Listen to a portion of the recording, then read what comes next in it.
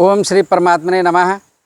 मैं professor Harihriday Awasthi's Ayurveda anatomy yoga and spirituality channel पर आप सभी का हार्दिक स्वागत करता हूं। प्रिय विद्यार्थियों, आज मैं आपको पढ़ाने जा रहा हूं जो वाल्व्स होते हैं, हार्ट के वाल्व होते हैं, तो उनकी सरफेस मार्किंग और ऑस्कल्टेटरी एरिया। पहले तो एक बात ये आप समझ लें कि सरफेस मार्किंग में मैंने ये दो बातें क्यों बोली। एक बोला कि उसकी सरफेस मार्किंग और एक बताया ऑस्कल्टेटरी एरिया। तो सरफेस मार्किंग का मतलब ये है कि वो जो है अगर आप डिसेक्शन करें तो वो किस जगह पे मिलेगा, तो उसकी जो वास्तविक स्थिति है वो उस जगह की बात हुई, तो वो surface marking of that valve है।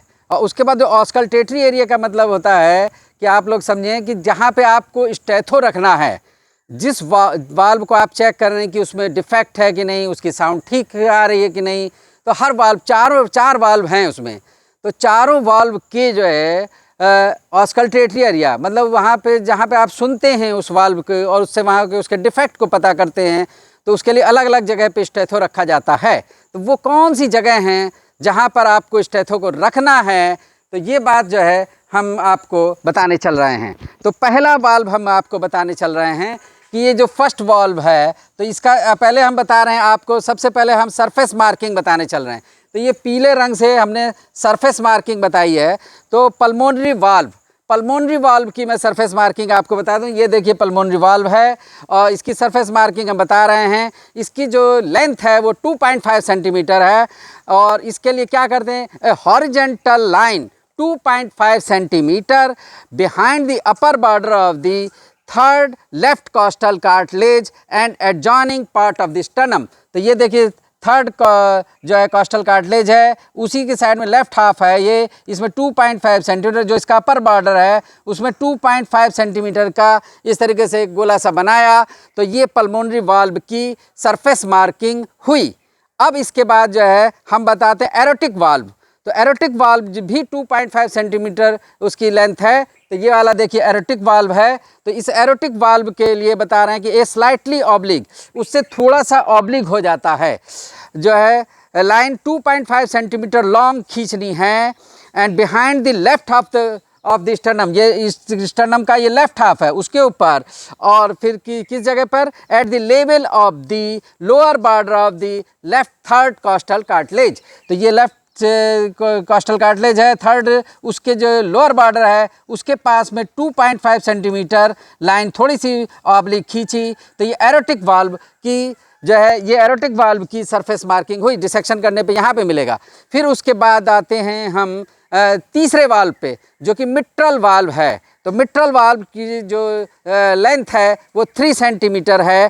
तो और इसके लिए ये देखिए 3 सेंटीमीटर है, ये मिट्रल वाल्व है। तो इस मिट्रल वाल्व के लिए आप समझ लें कि जो an oblique line 3 centimetre long behind the left half of the sternum opposite the left fourth costal cartilage. तो ये फोर्थ कॉस्टल कार्टिलेज है, ये देखिए ऊपर से काउंट करिए 1 2 3 फोर्थ के ऊपर थोड़ी सी और इससे स्लाइटली और ऑब्लिक हो जाएगी और ये 3 सेंटीमीटर लेंथ है इसकी है 3 सेंटीमीटर।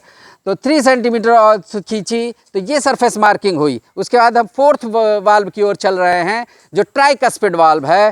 ट्राइकस्पिड वाल्व की लेंथ जो है ये 4 सेंटीमीटर है। तो इसके लिए हम जो लाइन ड्रा करते हैं मोस्ट ऑब्लिक, उन तीनों से ज़्यादा और ऑब्लिक हो गई है, of the all valves being nearly vertical, लगभग वो वर्टिकल है। और उसको जो है कहाँ पे खींचेंगे, 4 centimetre long behind the right half of the right side में आएंगे। ये लेफ्ट हाफ था, तीनों ये लेफ्ट हाफ में थे, ये वाला फोर्थ जो है right half of the sternum opposite the fourth and fifth intercostal space. ये फोर्थ इंटरकास्टल स्पेस है, फोर्थ और फिफ्थ के बीच में, और फिफ्थ और सिक्स के बीच में फिफ्थ। तो फोर्थ और फिफ्थ इंटरकास्टल स्पेस जो है उस साइड की तरफ और राइट साइड पे ये एक 4 सेंटीमीटर लगभग वर्टिकल लाइन खींची। तो ये जो हुई वो ट्राइकस्पिड वाल्व की सरफेस मार्किंग हुई। तो ये जहाँ पे डिसेक्शन पे मिलते हैं, तो येलो वाले हमने वो जगह बताई, ये सारी लोकेशन स्टर्नम पर ही है, और ये जो 3 हैं वो लेफ्ट में हैं और ये जो चौथा है वो राइट पे है। तो अब हम इसके जो है स्टेथो कहाँ पे लगाएंगे आप, क्योंकि मरीज में आप डिसेक्शन नहीं कर सकते और आपको साउंड सुननी है और डिफेक्ट पता करना है कि डिफेक्ट है या नहीं।